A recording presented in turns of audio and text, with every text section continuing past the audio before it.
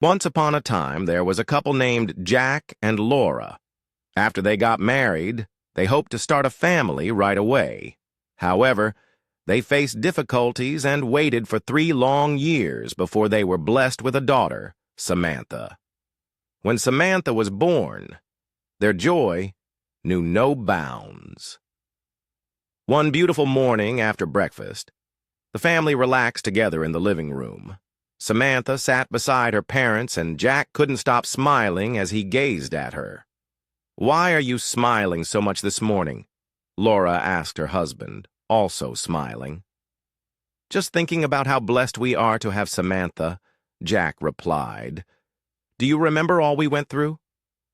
"How could I forget?" Laura said, tears welling up in her eyes.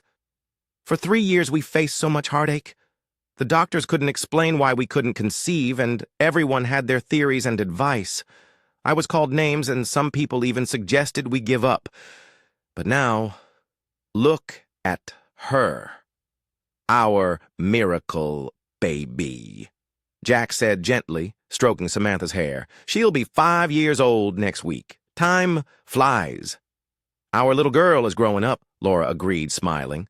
The following day, Jack dropped Samantha off at school before heading to work. Samantha was excited to see her friends and skipped happily into the school building. Later that morning, Jack called Laura. "Hey, honey, I just dropped Samantha off at school. Can you pick her up after school closed this afternoon?" "Of course, dear," Laura replied warmly. "I'll be there to pick her up. Anything else I should know?" "No, everything's fine," Jack assured her. "Just a normal day. I'll see you later." "Okay, see you then," Laura said before they hung up. Laura was hungry during her lunch break at work, so she went to a nearby local restaurant. She ordered beans and enjoyed eating them. The food made her feel very sleepy, and she ended up falling asleep at the table. One of her co-workers woke her up, and Laura realized she was already 15 minutes late to pick up Samantha from school. She tried to call the headmistress for help, but her phone had bad reception, and none of her calls went through. Laura quickly gathered her things and left the office in a rush, determined to get to Samantha's school as fast as possible. Her heart pounded with worry as she dashed towards her car. She knew she had to reach Samantha's school quickly. However, as soon as she hit the road, she encountered unexpected traffic. Cars were bumper to bumper, barely moving forward. Laura gripped the steering wheel tightly, checking her watch every few seconds. With each passing minute, her anxiety grew. She tried to call her husband, Jack, hoping he could somehow reach Samantha in time. But there was no answer. The minutes dragged on, and the traffic seemed endless. She glanced at the clock again. Samantha's school would soon close for the day.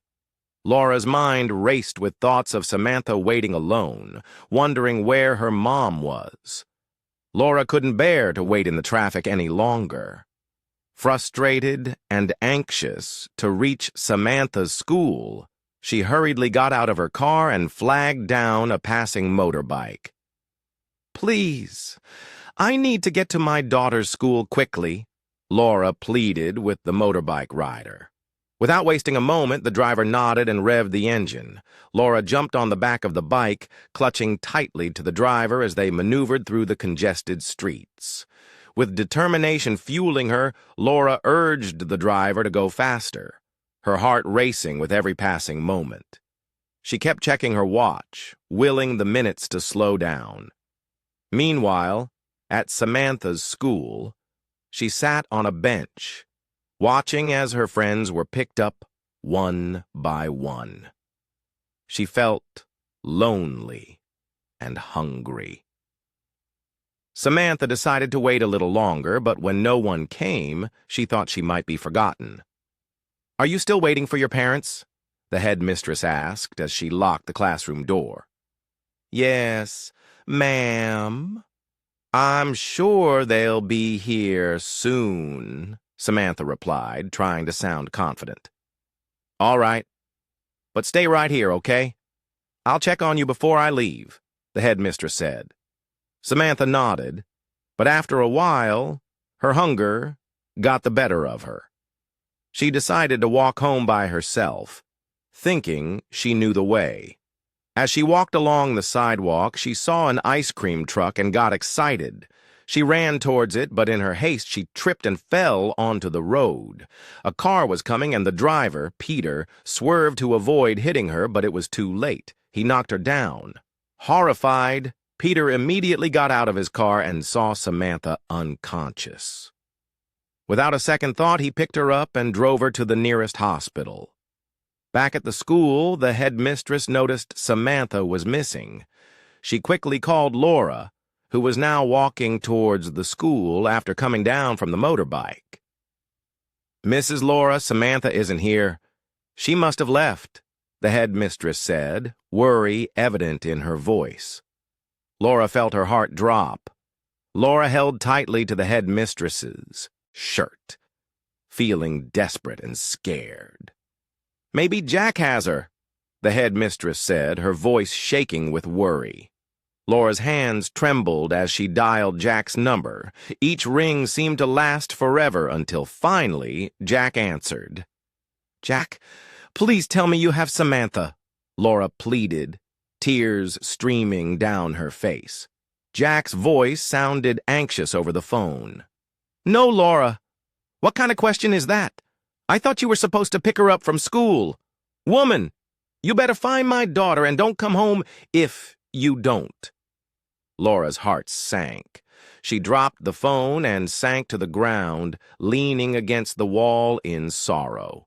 The headmistress gently guided her to a chair, trying to comfort her. Together, they organized a search. They looked everywhere on the school grounds, calling Samantha's name urgently. Minutes dragged on, turning into agonizing hours as they widened their search beyond the school, asking neighbors and scanning the busy streets. The sun started to set, casting long shadows. Laura couldn't stop imagining terrible things happening to Samantha. "I can't lose her," Laura whispered to herself, clinging to hope in the face of fear. Back at the hospital, the doctor urgently informed Peter that Samantha needed immediate surgery to save her life.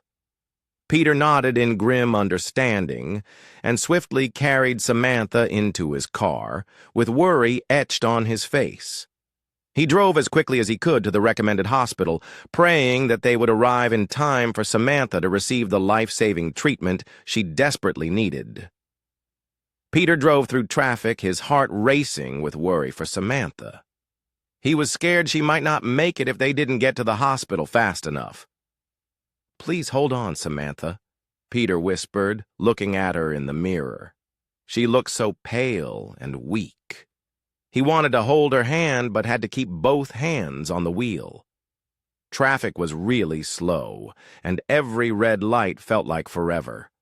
Peter just wanted to reach the hospital where they could help Samantha. He kept telling himself they would get there in time. When they finally arrived, Peter rushed Samantha inside, explaining to the nurses how serious it was. They took her straight to the emergency room. Peter waited anxiously, watching doctors and nurses rushing around. He prayed they could save her. After a long wait, a doctor came to talk to Peter. They looked worried. "We're doing everything we can," the doctor said, trying to comfort him, but Peter could see they were concerned. Peter paced back and forth, feeling helpless. He couldn't stop thinking about Samantha fighting for her life in that room. Just then, Patricia, Peter's worried wife, who had been anxiously waiting for him to return from work, called him. Peter quickly explained everything that had happened, and she rushed down to the hospital to be by his side. Laura, afraid to face her husband without their daughter, Samantha, sought refuge at the home of her friend, who happened to be a nurse. Once there, Laura recounted the distressing situation to her friend, explaining Samantha's disappearance. Concerned, her friend asked if they had called the police, but Laura revealed that the authorities advised waiting 24 hours, despite Samantha being a child. Suddenly, a nurse from the night shift called Laura's friend and mentioned a girl rushed to their hospital earlier that day. However, she informed them the girl had been transferred to another hospital for urgent surgery.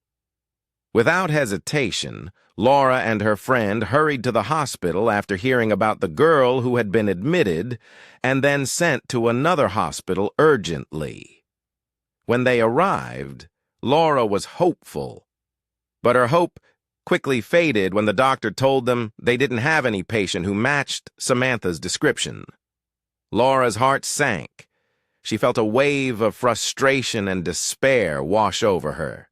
Tears welled up in her eyes, and she began to weep bitterly. But she was brought here earlier today, Laura insisted, her voice trembling with emotion. There must be some mistake. The doctor listened sympathetically, but maintained that there were no records of a girl fitting Samantha's description at their hospital. Laura's friend placed a comforting hand on her shoulder, trying to console her in the face of this devastating news.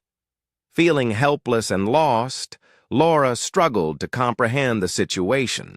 She glanced around the hospital corridor, her mind racing with unanswered questions. Where could Samantha be if not here? Why couldn't they find her? The nurse who had initially informed Laura's friend about the girl's admission approached them, looking concerned. I'm sorry, she said softly. I thought for sure she was brought here. Maybe there's been a misunderstanding. Laura nodded, her eyes red and swollen from crying. Thank you, she managed to say, her voice choked with emotion. She turned to her friend, clutching her arm tightly for support.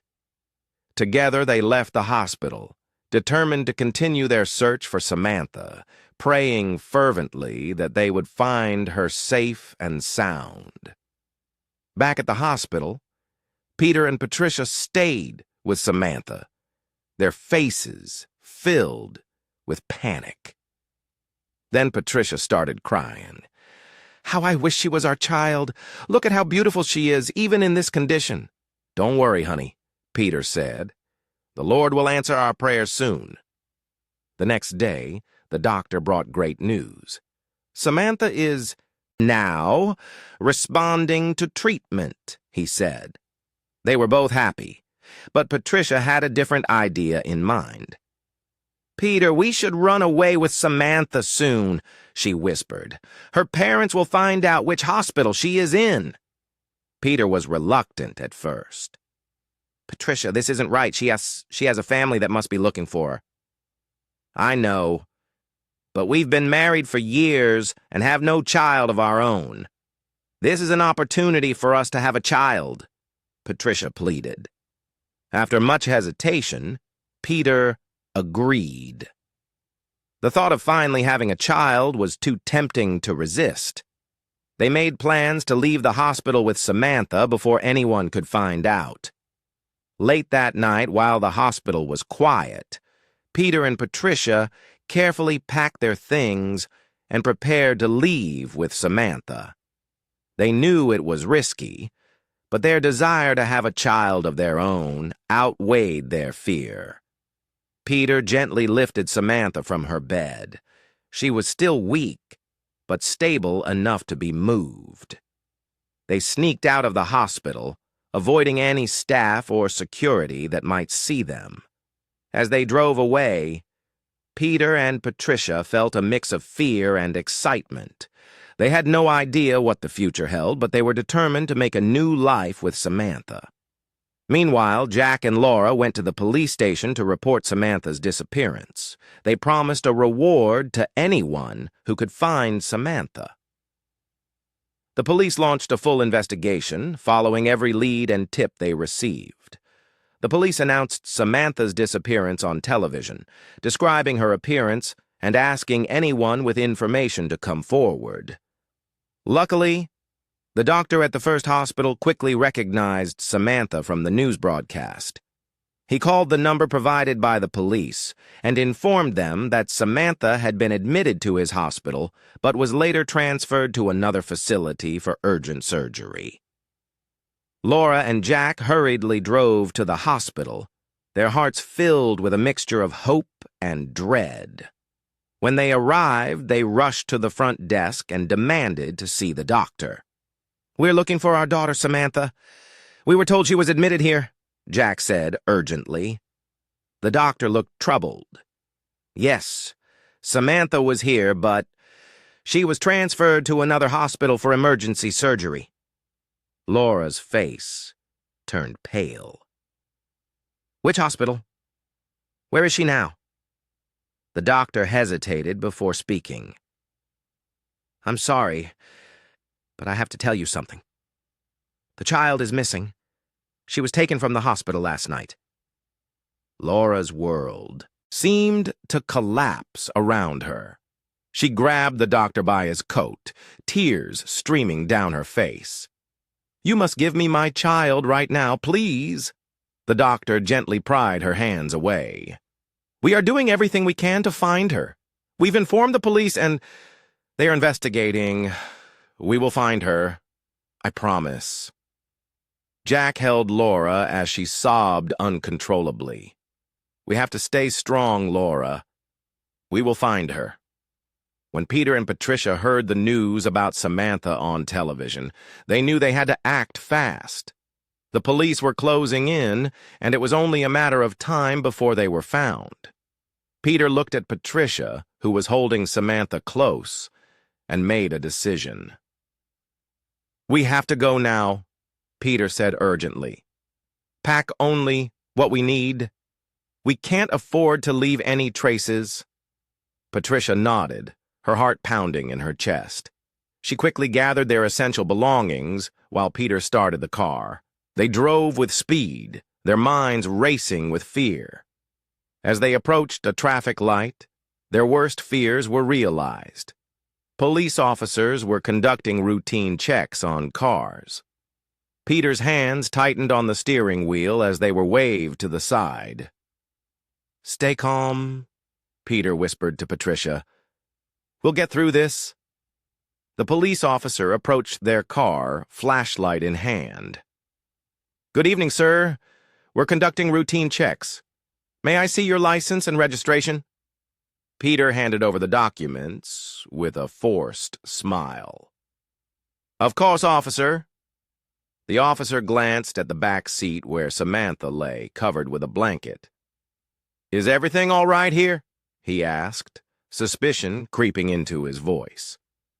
Thinking quickly, Peter pulled out a wad of cash and discreetly handed it to the officer. "Just a family emergency, officer. We're in a bit of a rush." The officer hesitated, then pocketed the money and stepped back. "All right, move along." Peter breathed a sigh of relief as they drove off, heading straight for the airport.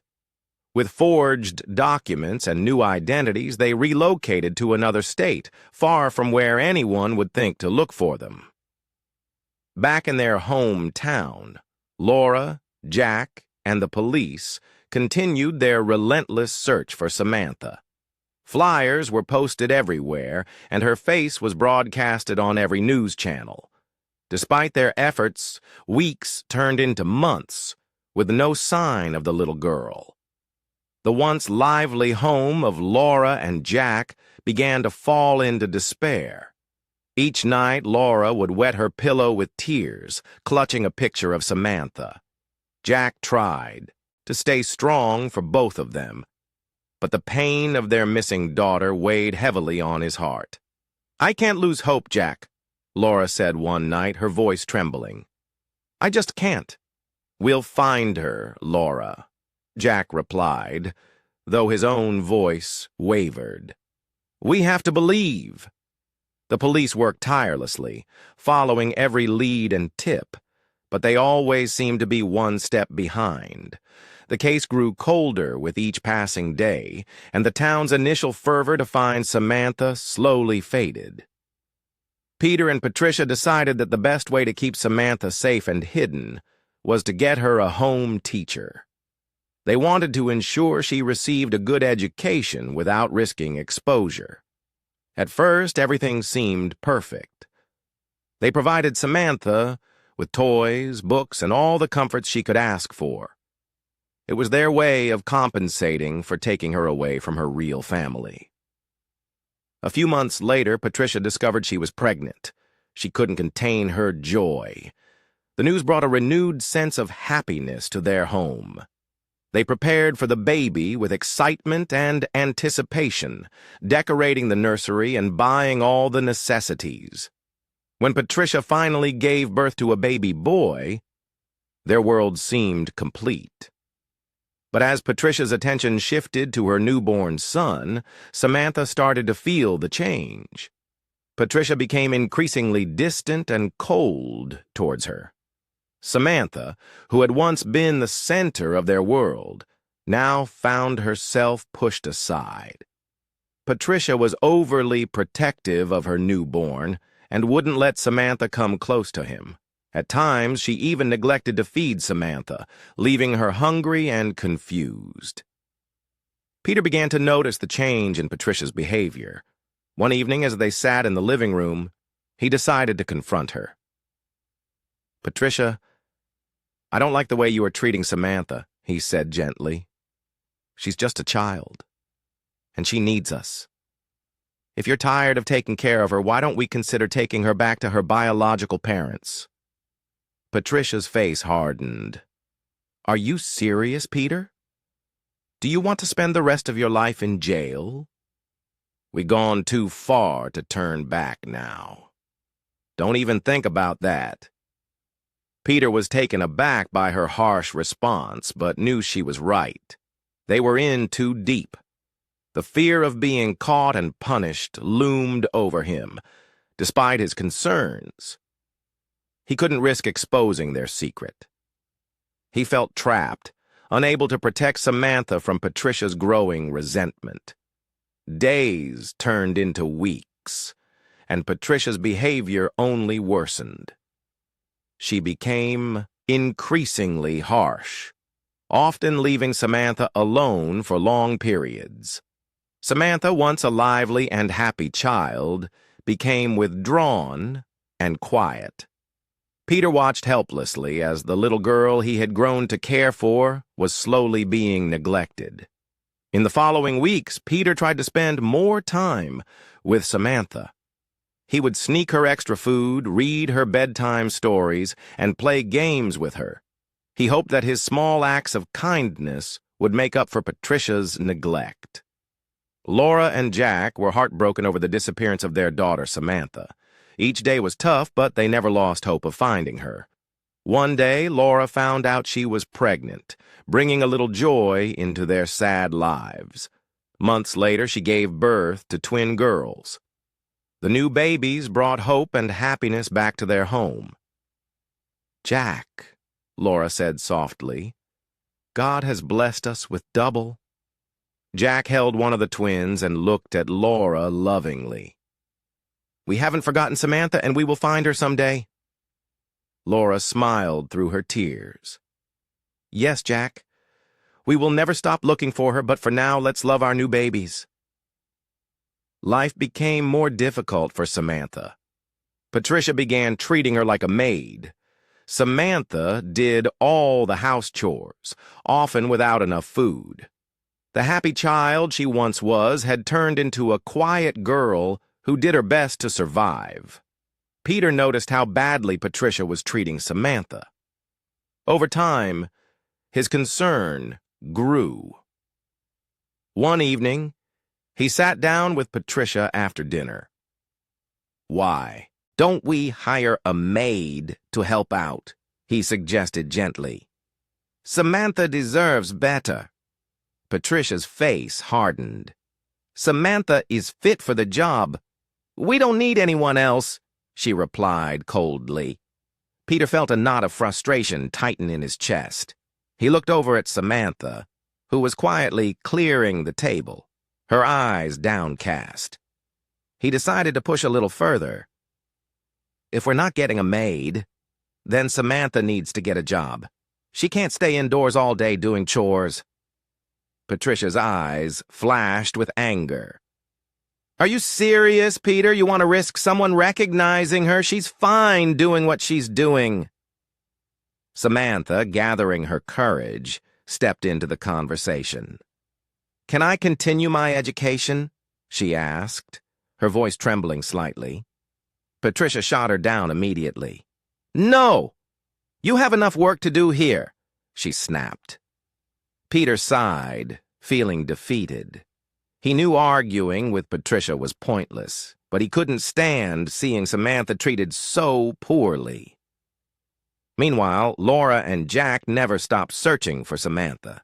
They raised their twin girls with love, but always missed their lost daughter. They hoped every day to find her. 18 years passed. Samantha had grown into a beautiful young woman. Despite the harsh treatment, she remained strong. Her eyes showed a quiet strength from all she had endured. Peter felt guilty for taking Samantha over the years. He watched her grow and started to care for her. He admired her strength and resilience and found himself feeling more and more affection for her. One evening, Peter found Samantha washing dishes. She looked tired. He approached her gently. Samantha, you don't have to do all this work. You deserve a break. Samantha looked up, surprised by his kindness. Thank you, Father, she said quietly. But if I don't do it, Mother will be angry. Peter sighed. I know, but you shouldn't have to live like this. You're part of this family, too. As time passed, Peter's feelings for Samantha grew. He saw her not just as the little girl they took, but as a young woman who had become important to him. He struggled with his feelings, knowing how complicated their situation was. One morning, after Patricia had gone out with her son, Samantha saw an opportunity to talk to Peter alone. She found him sitting in the living room. Father, I want to ask you something. Samantha began, her voice trembling slightly. Peter looked up from his newspaper. What is it, Samantha? Are you and Mommy my biological parents? Samantha asked, her eyes filled with tears. Peter felt a rush of guilt and panic. Yes. Why do you ask? Because of the way she treats me. I don't understand anything anymore. It feels like I'm not really part of this family. Don't stress yourself, Samantha. I love you so much. It's hard, Daddy. I just want to feel like I belong, Samantha said, still looking uncertain. You deserve better, Samantha. That's why I've already got a job for you as a receptionist in the newly built hotel down the street. Samantha's eyes widened in surprise and joy. Really? Thank you so much, Daddy. I love you. You deserve it, Samantha. You're a smart and capable young woman. This job will give you some independence and a chance to interact with people outside. Thank you, Daddy. This means so much to me. When Patricia came back home, Samantha, excited, rushed to her. Mommy, Daddy has gotten me a job. What job? Patricia asked sharply. A receptionist at a hotel, Daddy say down the street, Samantha said, beaming. Patricia's face turned red with anger. How dare he? She stormed into the living room where Peter was sitting. How dare you get Samantha a job? Who will do all these house chores? I have told you several times to get a house help, but you refused. Peter replied calmly. I don't care. Okay, so Samantha will not work, not in this house. Patricia said angrily. What is it, Patricia? Is it because I work in your father's company that you make me feel less of a man? Please give me a break. I am the man of this house, and whatever I say must stand. Samantha will resume work tomorrow, whether you like it or not." Patricia was fuming. "You have no right to make such decisions without consulting me." "I do have the right," Peter insisted. "Samantha deserves better than to be treated like a maid. She's a smart, capable young woman, and she deserves a chance to build her own life." Patricia glared at Peter, her hands clenched into fists. "This is my house, too, and I won't allow it. Samantha stays home, and that's final." "No, it's not final. This is not up for debate." "Samantha starts her job tomorrow. If you can't accept that, then maybe you need to reconsider how you treat her and everyone else in this house." Patricia stormed out of the room, slamming the door behind her. Samantha, who had been listening from the hallway, felt a mix of fear and hope. She had never seen her father stand up to Patricia like that before. It gave her a glimmer of hope that her life might actually change for the better. The next day, Samantha got ready for her first day at the hotel. She was nervous but excited. Peter gave her a reassuring smile as he handed her a packed lunch. "Good luck, Samantha. You will do great." "Thank you, Daddy," Samantha said, hugging him tightly. Patricia watched from a distance, her face a mask of cold anger. She said nothing, but her eyes followed Samantha as she left the house. One afternoon, while Samantha was working at the hotel, a beautiful woman with 13-year-old twin girls approached the reception desk. Samantha greeted her with a warm smile. "Good afternoon, madam. How may I help you today?" The woman smiled back. "Good afternoon. I'm here for a friend's wedding and would like to book a room for a week." "Of course," Samantha replied, typing on the computer. "We have a lovely room available. May I have your name, please?" "Laura. Laura Jack," the woman said, still studying Samantha's face with an odd look of recognition. As Samantha processed the booking, Laura couldn't take her eyes off her. There was something strikingly familiar about the young receptionist's features. Her heart ached as memories of her lost daughter flooded back. She turned to her twin girls and whispered, "Your elder sister who went missing years ago looked so much like her." The girls glanced at Samantha, then back at their mother, their eyes wide with curiosity and sadness. Throughout their stay at the hotel, Laura found herself drawn to Samantha. Every time she saw her, she felt a strange pull, a mixture of hope and sorrow. Laura began to make small talk with Samantha whenever she got the chance. And each interaction left her more convinced that there was something special about this young woman. One day, Laura approached the desk with a small envelope. "This is for you, Samantha," she said, handing over some money. "Just a little something to show my appreciation for your kindness." Samantha was surprised. "Thank you, Mrs. Mitchell. But you don't have to do this." "I insist," Laura said with a gentle smile. "You remind me of someone very dear to me." Samantha's curiosity got the better of her. "May I ask who?" Laura's eyes filled with tears. "My daughter. She went missing many years ago. You look so much like her." Samantha felt a pang of sympathy. "I'm so sorry to hear that, ma'am. It's normal for people to look alike. Don't worry. You will find your daughter someday." Laura nodded, a single tear rolling down her cheek. "Amen to that, Samantha. Amen." As the days passed, Laura continued to spend time with Samantha. She brought her small gifts and treated her with a warmth that Samantha had rarely experienced.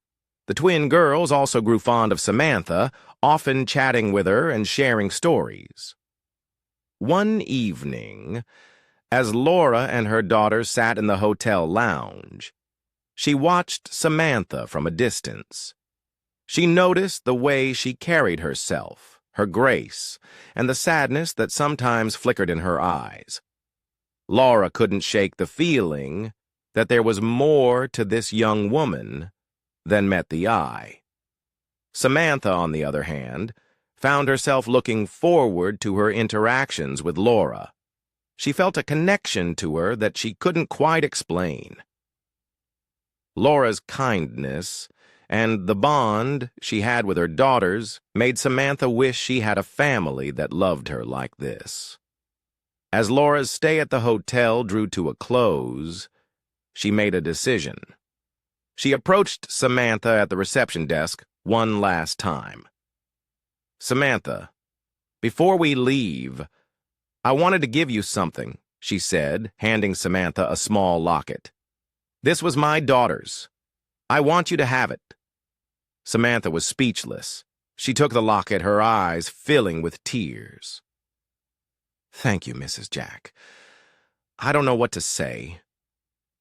"Just promise me you'll keep it close," Laura said. "And remember, you're always welcome in our family." As Laura and her daughters left the hotel, Samantha watched them go, clutching the locket to her chest. When Samantha got home, she held the locket Laura had given her with a smile. Peter noticed her happiness and asked why she was smiling. Samantha then narrated everything to him. Though curious, Peter said, That's so nice of her." Later, Peter went inside and started thinking. Could she be her biological mother? Oh my goodness, it's becoming so close. I shouldn't have allowed her to work. Patricia warned me I won't tell her because she will be very mad at me. Days passed, and Peter couldn't stop thinking about Laura's locket and the possibility of Samantha being her long-lost daughter. One Friday evening, Samantha was watching a movie in the living room when Patricia's son came in. He changed the channel without asking, and when Samantha tried to get the remote back, he frowned at her and said, "Go to your father's house. You're not welcome here." Samantha felt shocked and hurt by his words. She went to her room, tears running down her face. When Peter came home from work, he found her quietly crying. He sat down beside her, concerned. "Samantha, what's wrong?" he asked gently. Through her tears, Samantha told him what had happened with Patricia's son. Peter looked upset and said softly, "I'm sorry you had to hear that. You know you're always welcome here." Samantha wiped her tears and asked, her voice trembling, "Father, why didn't you ever tell me that I'm adopted?" Peter paused, looking sad. "Samantha, I wanted to protect you. I thought it was best not to complicate things." Samantha looked confused.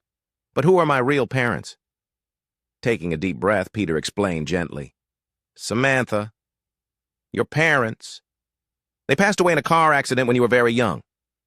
Samantha gasped, fresh tears flowing down her cheeks. They are gone?" Peter nodded sadly, tears welling up in his own eyes. "Yes, Samantha. I'm so sorry." Feeling overwhelmed with sadness and confusion, Samantha hugged Peter, seeking comfort in his arms. "Why didn't you tell me sooner?" she whispered.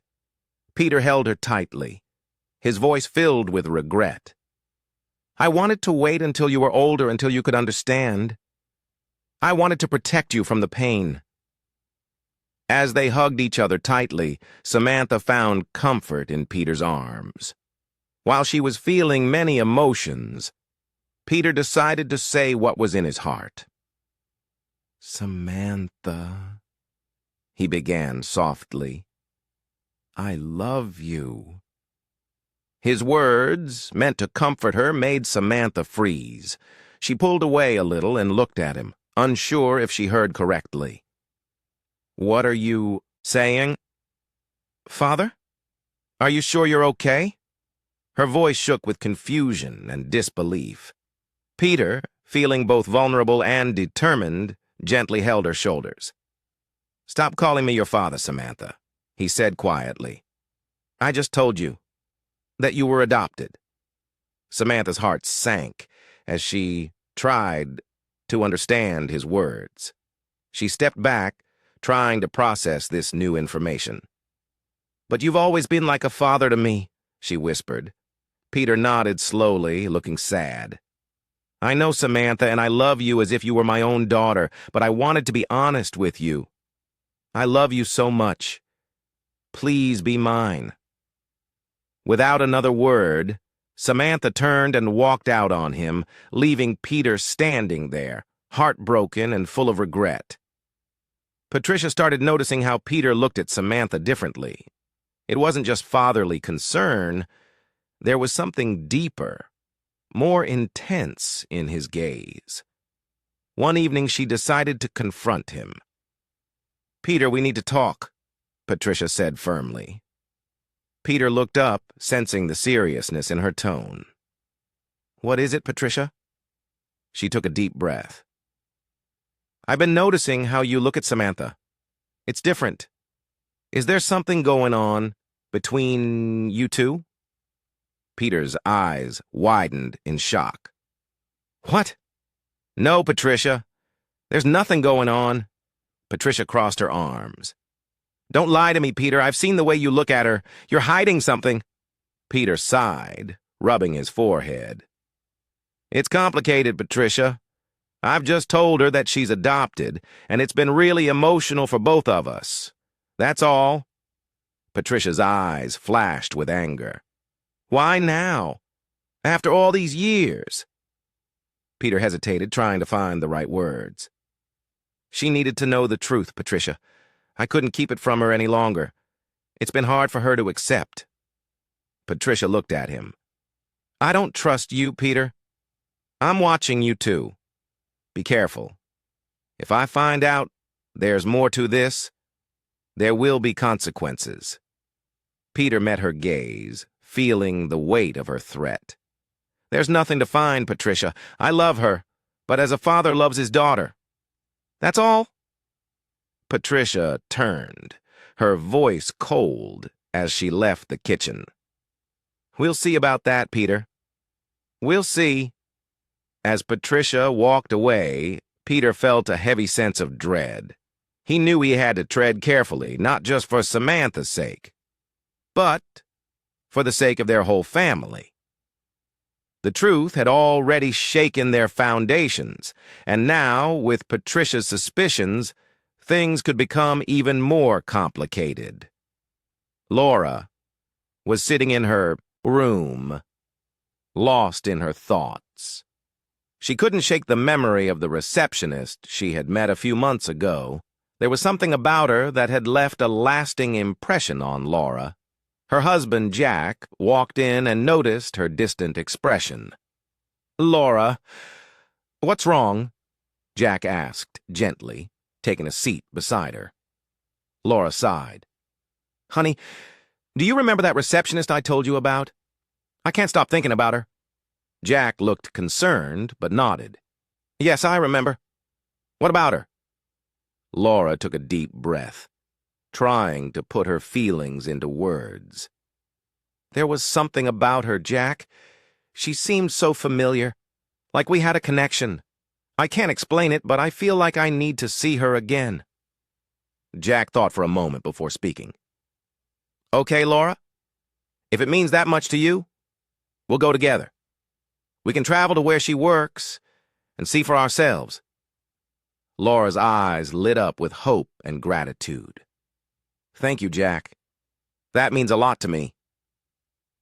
Without wasting time, Laura booked their tickets. She was filled with anticipation and excitement at the thought of seeing the receptionist again. When they arrived at the hotel, they quickly checked in and headed straight to the front desk. "We're looking for Samantha," Laura said eagerly to the person at the counter. The receptionist gave them a puzzled look. I'm sorry, but Samantha doesn't work here anymore. She left a few weeks ago. Laura's heart sank. Do you know where she went? The receptionist shook her head. She told us she got admission into a university, but she didn't say which one. We don't have her new phone number or address. Laura and Jack exchanged disappointed glances. Is there anyone here who might know how to contact her? Jack asked, hopefully. The receptionist sighed. I'm afraid not. She didn't leave any forwarding information. Feeling deflated, Laura and Jack left the hotel. They walked down the street in silence, both processing the unexpected news. I can't believe she's gone, Laura said, her voice tinged with sadness. I was so sure we'd find her here. I know, honey. I'm sorry. It's dabei. Majara must work out the way we hoped, Jack said. Laura leaned into him, feeling the weight of her disappointment. Thank you for coming with me, Jack. It means a lot that you supported me in this.